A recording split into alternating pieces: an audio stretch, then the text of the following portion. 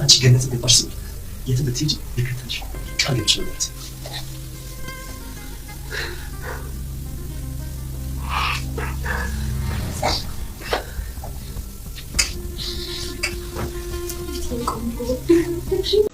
ቆይ እንዴት በዚህ ፍጥነት መቼ ሄድኩኝ ፍቅር? ምን ዋጋ አለው? ልጄን ገና በዚህ ህፃንነቱ ስደተኛ ያደረኩት። ሞግዚቷ ልጄን ይዛ ወደ ሌላ ቦታ እንድትሄድ ነገርኳት። ግን ምክንያቱን ማወቅ ፈልጋለሁ። ምን ነው ስለመጣው ደብረዋል? የኔ ማለት ሌላ ምክንያት አላት። ዴቭ ከቤት እንድትወጣ አድርጓል። የምርህ ነው? ቆይ እና ሮዛ እሺ ብላ ወጣች? ምንም ምርጫ አልነበራት። እኔ እንደዚህ በቀላሉ የሚያልቅ መስሎ አልተገኘም። ይህ እንዲሆን ዴቭ ቁማሩን በደንብ ነበር የተጫወተው። ታውቀዋል። ግን የሆነ እንግዳ ስሜት እያየሁብህ። እንግዳ ሰው ስለሆንኩ ይሆናል። ከዚህ ምድር ላይ የተገኘ እንጂ ከሌላ ፕላኔት ላይ መጣ ፍጡር አይደለም። አሁን ላይ ራሴን እንደዛ እየጠረጠርኩት ነው። ሄዋን ከመጣች ጀምሮ ተረብሻ እያየሁ ነው። ማ እኔ ነኝ? የሆነ ድብልቅልቅ ያለ ስሜት ላይ ያለ ትመስላለህ። ሉሊትዬ አላውቅም፣ ልትታዘቢኝ ትችያለሽ። ግን ደግሞ አይኔን ጨፍኜ ሳስብ የሆነ አሳፋሪ ነገር ነው የሚሰማኝ። ምንድነው እሱ?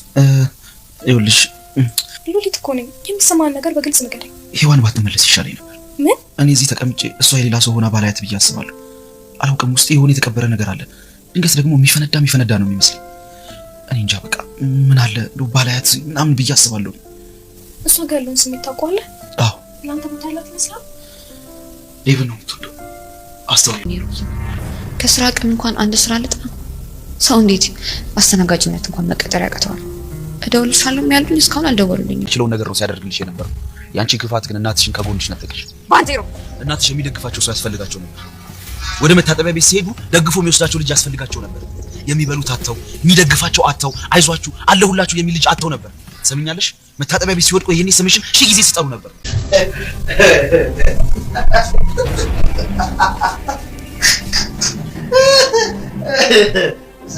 ሰላም የሮዛ እናት አረፉ። ሮዛም የምትወጣበት የምትገባበት ግራ ገብቷት አስፋልቱን እግሯ እስኪቀጥን ስትዞር ትውላለች። ስራ ፍለጋም ታፔላ ላይ የተለጠፉ ማስታወቂያዎች በማየት ስትደክም ትውላለች። በአንድ ጊዜ ከከፍታ ወደ ዝቅታ የወረደችዋ ሮዛ ቤትም ስለተባረረች ሉሊትን ስታንቋሽሽና ከፍ ዝቅ ስታደረግ የነበረችዋ ሮዛ ላይ ለራሷ ሰማይ ተደፍቶባታል። ምድር ተከፍተሽ ብትውጭኝ እስክትል ድረስ እንዳለችኝ የምትላት አማካሪ እናቷም አረፈች። ለሰከንድ እንኳን ለሰዎች መልካም ነገር አስባ የማታውቀው ሮዛ አሁን ላይ ግን ምን ማሰብ እንዳለባት ሁላ ግራ ተጋብታለች። የሚያበረታትም የእናቷ ምክር አሁን ካጠገቧ ጠፍቷል። እስከ መጨረሻው ላይ መለሱ ሄደዋል። ሰላም ጤና ይስጥልኝ ውድና የተከበራችሁ በመላው ዓለም ያላችሁ ኢትዮጵያውያንና ኤርትራውያን እግዚአብሔር ይመስገን ደህና ነኝ። ባሏ ሙሽራ ይዞባት የመጣው ሚስት ደግሞ ትንሿ ሙሽራ ክፍል 13ን አብረን እናያለን። ባለፈው ክፍል አይምሮዬ ሊፈነዳ ነው። እኔ እዚህ ብቻዬን ቁጭ ብያለሁ። ሔዋን የት ናት እያለ አይምሮዬ ያስጨንቀኛል። ሔዋን የት ናት እያለ በሚል ሰዓት ይሁንና የአንተ ሔዋን ይችት በማለት ሔዋን ብቅ ስትል ነበር ቪዲዮ ያለቀው። ቀጣዩን ክፍል አብረን ክፍል እነሱም ተደነቃቅተውና ግራ ተጋብተው እንዴት በቅስበት ከዛ ደርሳ መጣች የሚለው ነገር ሁሉም ግራ ተጋብተው ፍጥጥ ብለው ያዩት ነበር። ሁሉም አቅፏት በእንባ ፍቅራቸውን ከገለጹላት በኋላ ሮዛም እናቴ መጥቼ ተቃቅፈን እንዳለቅስ ፈልጌ ነበር፣ ነገር ግን ያለሽበት ራቀኝ። ዛሬ ሳይቀር ከእነሱ ጋር የተባበረ ይመስል መጨረሻችን ሜዳ ላይ መውደቅ ሆኗል። የመኝ ደግሞ ወርቅን አንቀርም፣ የገፉንን እንገፋለን፣ የጣሉንም እንጥላለን ትል ነበር ሮዛ። እናቴ እኔና አንቺ እጅ ለእጅ ተያይዘን ጎን ለጎን ከቆምን ማንም ሊጥለን አይችልም። ራሳችሁብኝ በደል ሁሉ ከዚህ ሰዓት ጀምሮ እኔን ለበቀል እነሳለሁ ትል ነበረ ሮዛ። በርካታችሁ እስክትለምኑኝ ድረስ እኔ ደግሞ በቀሌን አልተውም። ሉሊትን ባንቴሮን ምን ሆነህ ነው? የሆነ እንግዳ ስሜት እያየሁብህ ነው። ልቅ ያለ ስሜት ውስጥ ነህ። ሔዋን ከመጣች ጀምሮ ትክክል አይደለም ትለው ነበር።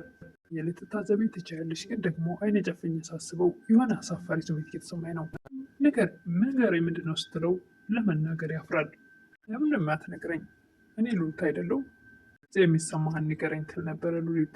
ባትመለስ ይሻለኝ ነበር የነበር ባንቴሮ። ሉሊትም ትደነግጣለች። ተቀምጬ እሷ የሌላ ሰው ሆና ባላያት ይሻለኝ ነበር። የተቀበረ ነገር አለ፣ ድንገት የሚፈነዳ ይመስለኛል ባላያት ብዬ አስባለሁ ይል ነበር ባንቴሮ። ሉሊትም እሷ ጋር ያለውን ስሜት ታውቀዋለህ እንዴ? ታያላት ይመስልሃል ትል ነበረ ሉሊት። የምትወደው ደብን ነው ይል ነበር ባንቴሮ። ሮም ደብ አይሆን ኖሮ ነው ሌላ ወንድ ቢሆን ኖሮ ተፋልሜም ቢሆን የግል ያደርጋት ነበር። ነገር ግን ምን ዋጋ አለው? የደብ ሆነችብኝ፣ ዋጋው ሰው ሆነብኝ ይል ነበር ባንቴሮ። ሔዋንን ከዚህ ውስብስብ ችግር ውስጥ እንዴት እንደወጣች ለማወቅ ጓጉቻለሁ ይላት ነበር። ከነ ግብረ አበሮቹ ኃይል እንደተደመሰሰ መረጃ ሰማሁ። ስቀበል እኔ ቆም ላላደርገውም እችላለሁ። ነገር ግን ስታዘዝላቸው ልጄ በሕይወት እንዲቆይ ነበር። መታዘዝም ሆነ አለመታዘዝ ከልጄ እንደሚለየኝ እያወቅኩ ነበር የገባሁበት። እዛ ይሆናል ለእነሱ እየሰራሽ ነበር ደብ። አዎ ባልታዘዝ ሕይወትን አጣለሁ። ታዘዝም ደግሞ ድብብቆሹ ቆምና አንድ ቀን ደግሞ በቁጥጥር ስር ልውል ይችል ይሆናል። እድሜ ልኬን ልጄን ላላየው እችል ነበር።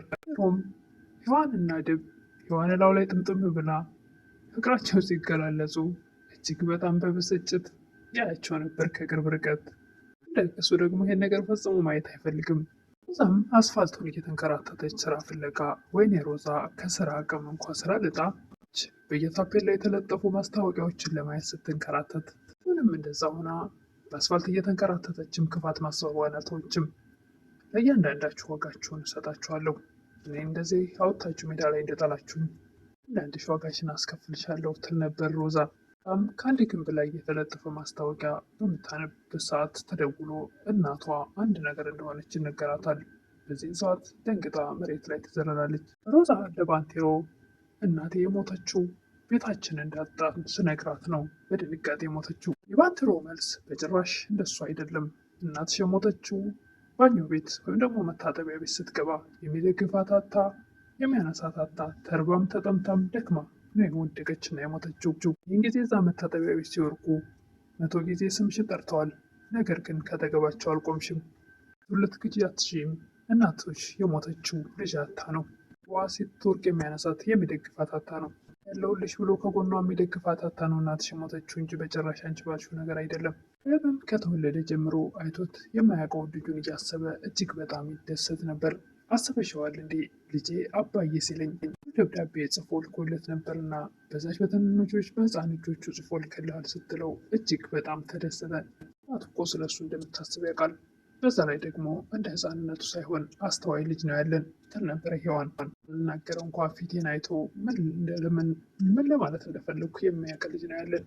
ቤት እንኳን ጥሩ ውጤት አግኝቶ ሲመጣ አባዬ ይህን ነገር ቢያይ ደስ ይለው ነበር አይደል ይለኝ ነበር። ልክ የእናቱ ልጅ እንደ እናቱ ነዋ እያለ ይደሰትና ሔዋንን የሚያመሰግናት ነበር።